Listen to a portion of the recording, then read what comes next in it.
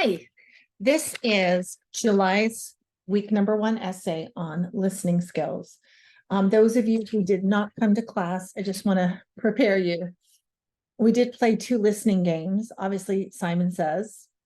So just to give you an idea of what I did in class, most kids think they're pretty good listeners. So the game Simon Says, most kids know, Simon says, touch your head. Simon says, touch your nose, touch your chin. Simon didn't say. So it's kind of a listening game. So I played it in class, and of course I caught a few people. The other game I played in class is called Odd One Out. An odd one out, I will give you 4 words, and one of them does not fit the pattern. For example, apple, tomato, orange, banana. Most people would say tomato doesn't fit the pattern. Well, tomato's a fruit. So the odd one out was actually the banana. The banana is shaped like a crescent moon. The other 3 are all considered fruits and they are round. So it's a listening game that makes you kind of think. For example, star, moon, planet, sleep. Okay, sleep is not in the solar system. So that would be the odd one out. Jacket, boots, scarf, outside. Well, jackets, boots, and scarf obviously are ways to protect yourself against the weather. Outside is the odd one out. Swim, hike, run, nap. They're all verbs, but swimming, hiking, and running are active. Napping is passive. Watermelon, cantaloupe, honeydew, lemon. Watermelon, cantaloupe, and honeydew are melons, and lemon is a citrus fruit. So it's the odd one out. So really fascinating. What this essay is about is how well we listen. So I'm going to play a really quick TED video that will explain a lot of things. So let me share my screen with that. And we will listen to the video. Discuss it. It's easy to tell when someone's not paying attention, but it can be surprisingly tricky to know what truly excellent listening looks like. Behavioral scientists have found that good listening is one of the most important things we can do to improve our relationships, develop our worldview, and potentially even change people's minds. So what can we do to become better listeners?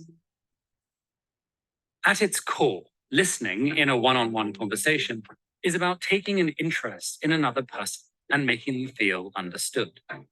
There's no universally agreed upon definition of high quality listening, but some recurring features include attentiveness, conveying understanding, and showing a positive intention towards the speaker. This doesn't mean you can simply go through the motions. Researchers have found that merely smiling and nodding at set intervals doesn't quite work. However, there is something slightly performative about listening in that it's important to show you're doing it. So in addition to actively attending to a speaker's words, good listeners also use questions and body language that indicate their understanding and their desire to understand. This might feel awkward at first, and what's most effective might depend on your relationship with the speaker. But with time and practice, you can internalize these basic behaviors.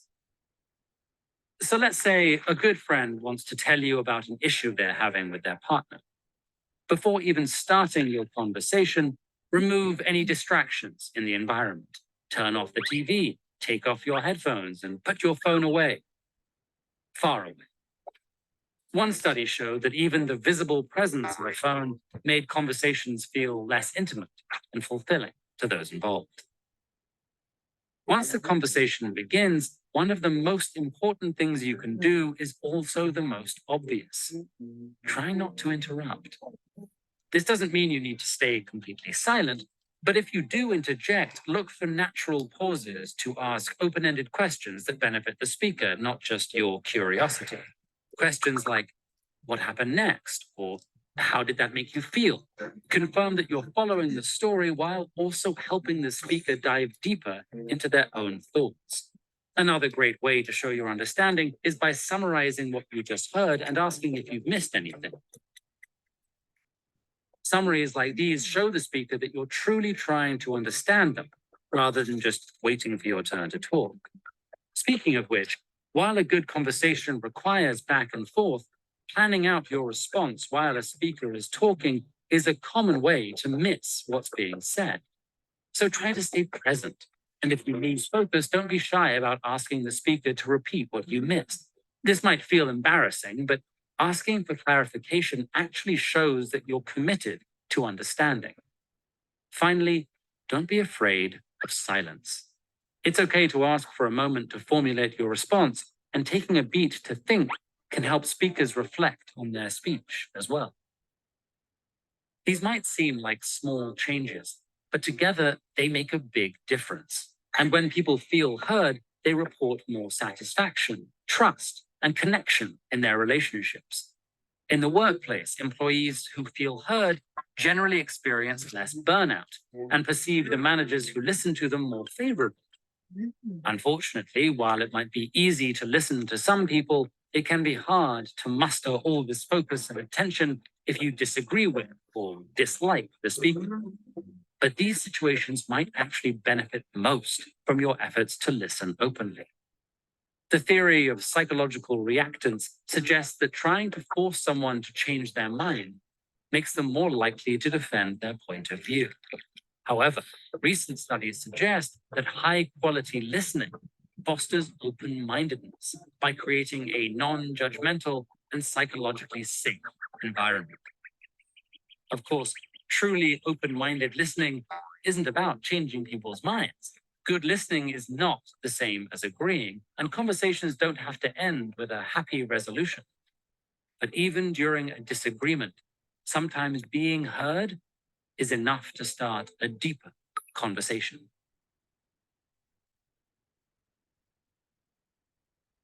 All right.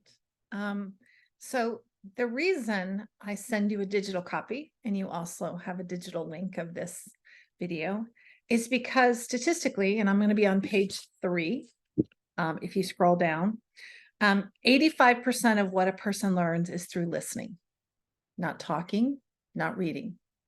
So, boy, that's a lot of listening we have to do at school. And there are a lot of distractions at school. Probably the biggest one being technology, cell phones.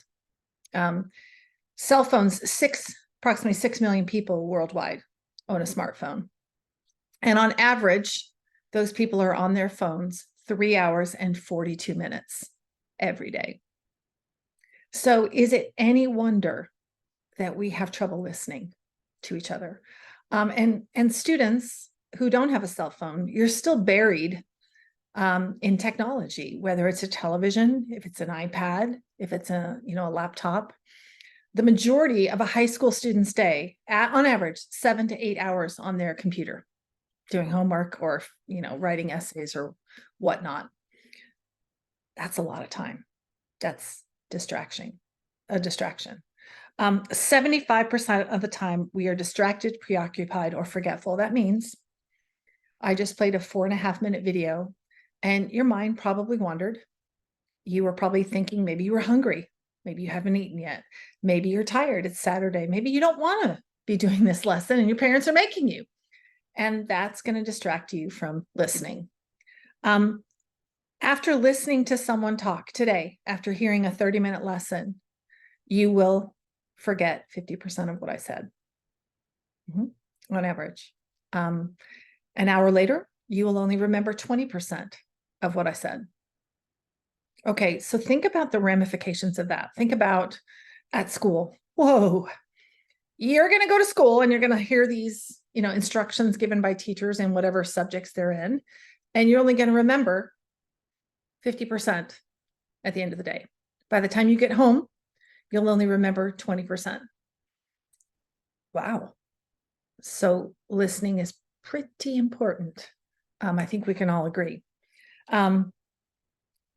Most people are poor listeners. If you go to page 1, it says research shows 10% of us listen effectively. That means 90% of people are really poor listeners. And I'm going to include myself in this. I think we all could learn to be more active listeners. I'm pretty sure your mom and dad, one or the other, is more, attached to their cell phone. And maybe when you're trying to have a conversation with mom or dad and they're on their phone, it's almost impossible for them to listen to you. Okay, by the same token, I'm going to pick on my boys here for a minute. Boys, when you are, watching or playing a video game, girls, when you're, watching a television show, and mom and dad are saying something to you and want you to listen, I'm pretty sure you're preoccupied with whatever you're doing. And you almost have selective hearing where you tune them out. I think you can all agree with me there. Maybe in your friend group, maybe there's someone you don't like as much. So maybe you tune out and you don't listen as carefully as you should. And that was all kind of gone over in the video. We are so distracted by the cacophony of dings and tweets from smartphones. All the things we have to accomplish in a day. Maybe, just the noise of people. If you're at school, the noise of a classroom, the rustling of papers, the noise of people whispering or talking, the noise of technology keys, we struggle to focus and listen to people around us. And if it's not technology, sometimes our own thoughts can keep us from listening. We think we're listening, but we're actually maybe considering our reply. And I'm guilty of this. I tend to be an extrovert. I tend to be a leader. I tend to be the first one to talk in my Bible study.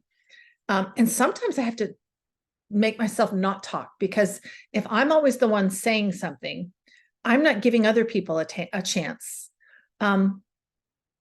Sometimes we're willing to offer advice or our opinion, but that doesn't really show that we're listening. It's actually more selfish. We're considering our own reply. If we're really listening for understanding, we're waiting. We're not interrupting. So the video had 4 recommendations, and they are at the top of your page. Remove any distractions, especially phones. Your distraction can be anything. By the way, I'm in my office. My distractions are 2 golden retrievers, and they are literally, I have a glass door here sitting outside my door, waiting for me to finish. They want to come in. That's a distraction. I specifically shut the door and said, you're not coming in. It's not professional. So whatever that distraction may be, if it's your phone or your television, maybe it's other people. Remove as much of that as possible. Try not to interrupt. I mean, it kind of makes sense. It is rude to interrupt. We've all done it. Ask open-ended questions. Okay, so I'm going to give you an example. My daughter in high school, high school was rough. She'd come in and she'd have a particularly bad day. And she goes, I just had the worst day. This happened. Da, da, da, da. And I would go, well, I think you should do this. And wow, okay, but that's not helping her. That's not showing her I listened. What I should have done was, wow, are you okay? Wow, what do you think you should do? How do you think you should handle that? Are you going to be okay? Those are open-ended questions. Ask a question. Don't give advice. Don't give your opinion. And that's what a lot of us are, quick to do. Focus on the present moment. Ask if you missed a detail, like, wait, what did you say? That's okay. But welcome silence. Let it simmer. Let it kind of rest in the air a little bit. Quiet moments are actually part of effective conversation and help us listen better. What do we gain? Well, hearing is a physiological act. We have to listen with our ears. We have to listen with our eyes. A lot of people will tell you what they're going to say with their body language. For example, listen, right? When mom and dad come at you with, their fingers pointing at you, listen, and, their body language, and they're in your face in really close proximity. Okay, that's like a red flag. I don't want to hear what they want to say. So you really want to look at your body language, communicate eye contact, relaxed, welcoming. We do communicate, this, turning your back on someone, or, hey, I'm looking at my iPad and I really don't want to be involved. Obviously that sends the message, I'm not listening. listening is a form of really, I love this. It says Dutch writer Professor Henry Nguyen once wrote, listening is much more than allowing another to talk. It's waiting for a chance to respond. Listening is a form of spiritual hospitality by which you invite strangers to become friends. We focus on understanding. We focus on communicating. So what do we gain? Well, we gain trust. That person says, oh, they want to hear me. I trust that they're listening to me. Every single relationship you will have will strengthen. Your relationship with mom, your relationship with dad, your relationship with your teacher, with your brother, with your sister, with your grandma, with your grandpa, with your future boss. It promotes and cultivates connection. It actually reduces conflict. When you trust the other person's going to listen and not jump in and not interrupt and not give their opinion or their advice, and really listen to you and communicate that with their body and their facial cues, we know that we are communicating effectively. We can motivate, we can inspire, and we're not going to have conflict like other people have. On the back of page 2, 5 ways to become a better listener. This is a great thing to practice at home. And it sounds really easy. It takes 4 minutes. 2 people, let's say we have this open-ended question. What was your favorite part of summer? You sit down opposite someone, says, well, what's your favorite part of summer been so far? You let them talk for 2 minutes, giving them eye contact, close proximity, and you don't interrupt and you listen. And you ask open-ended questions at the end that show you listened. And then you switch places. I'm going to guess that 2 minutes is going to be a long time for some of you. Extroverts like me have to really work at listening. We tend to snowball over people. Introverts are the best listeners. They're paying attention.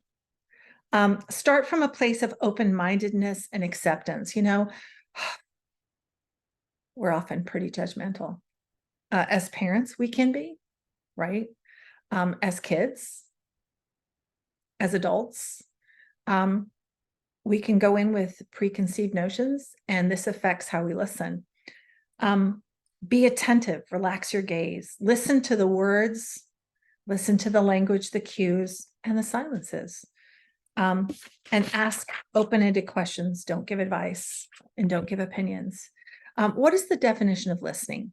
It's the ability to sense, process, and respond to another individual's spoken words. Listening is active. So you're going to want to use listen a lot in your essay. Listen, listen, listen, listen, listen. Please don't use listen in your title either. Come on. When we listen, we hear, we focus on, we pay attention to, we concentrate on, we attend to. Think about how parents will often repeat. And by the time they've repeated it a 3rd time, it may be yelling to get their kids to listen to them.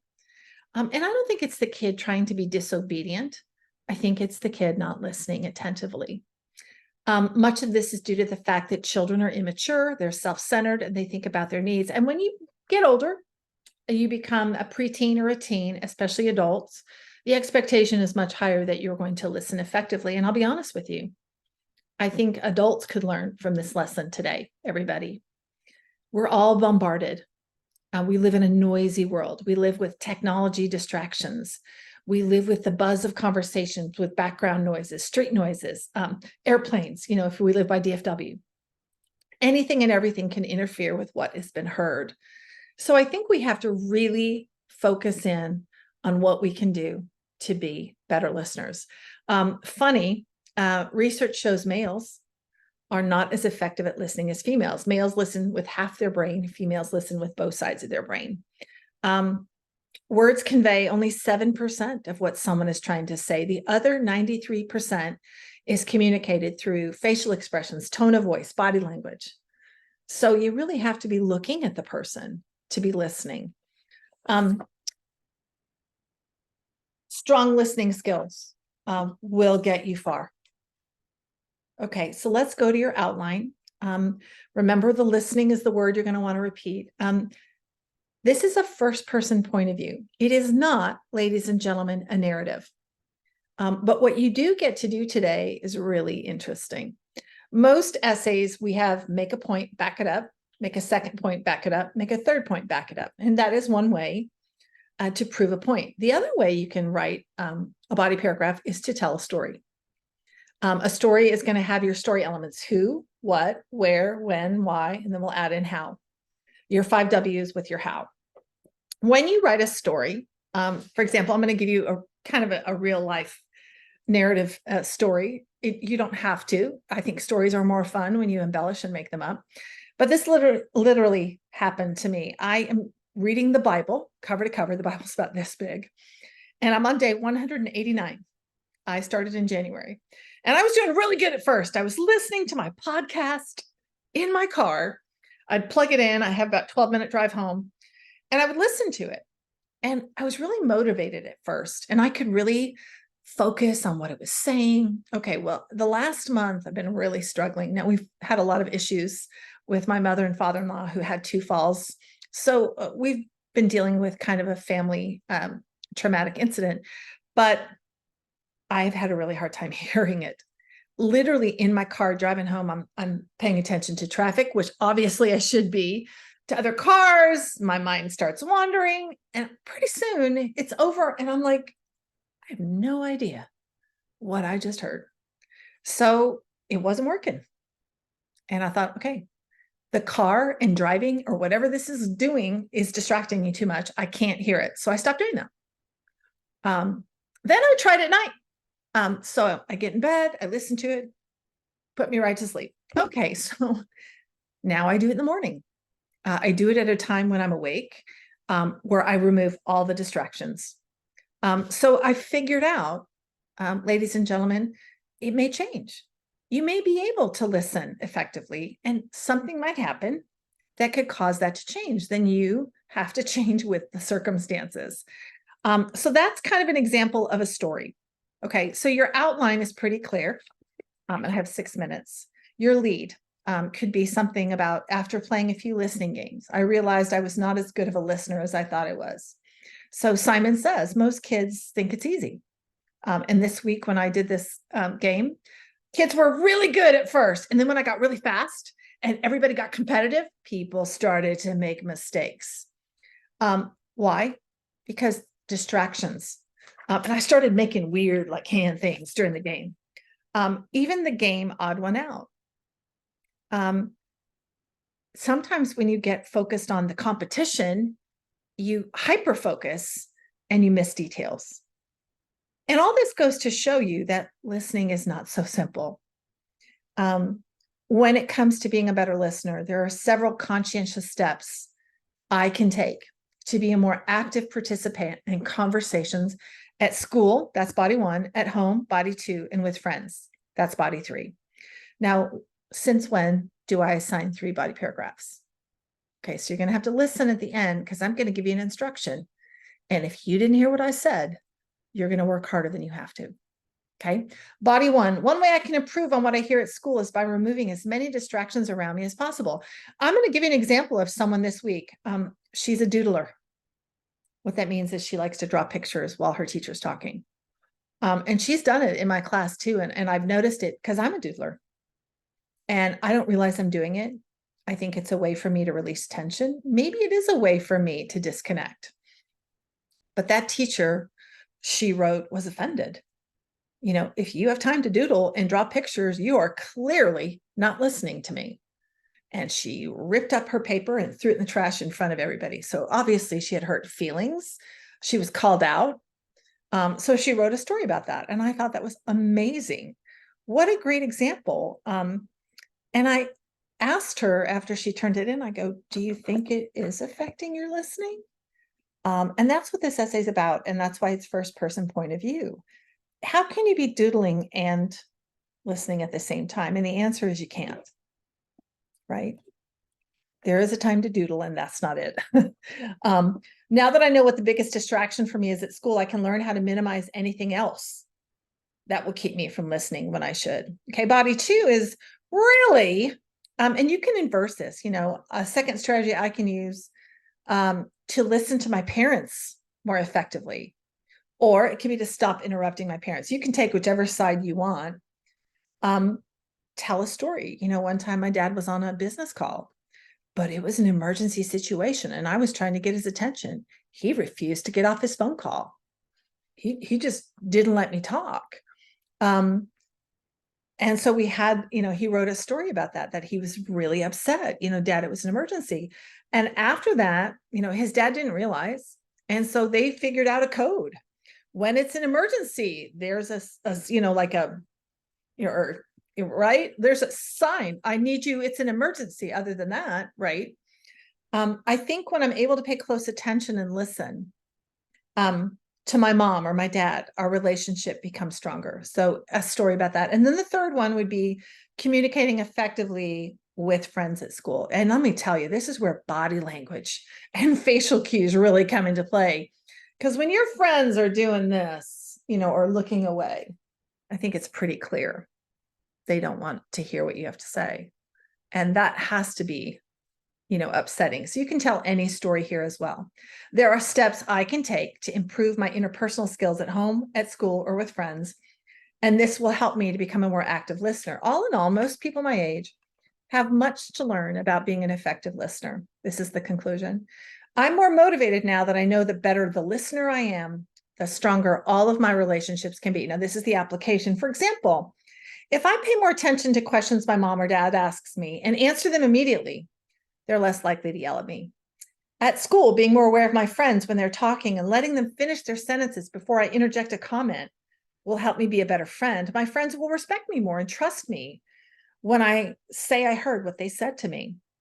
It will not be easy to tune out technology and all the classroom distractions, but I recognize if I can do this, I will be better able to hear my teacher's lessons and instructions, which will likely help me improve my performance. In conclusion, the more I become an effective listener, the better I will be able to communicate and cultivate connections with everyone I encounter. So the conclusion really is, what do you gain? You'll notice at the back, there are 3 body paragraphs. Okay, and these are examples. You get to write a story, okay? Stay in first person, listen carefully, because you might forget. You may not be listening because it's the end of class. You can choose any 2 of the 3 body paragraphs. You are not required to write all 3. You are required to write 2 of the 3. If you are doing leads and conclusions, it is optional. Those are your instructions. I hope you heard them correctly. All right. This concludes lesson 1 on listening, active listening for the first week in July. Thank you and have a great day.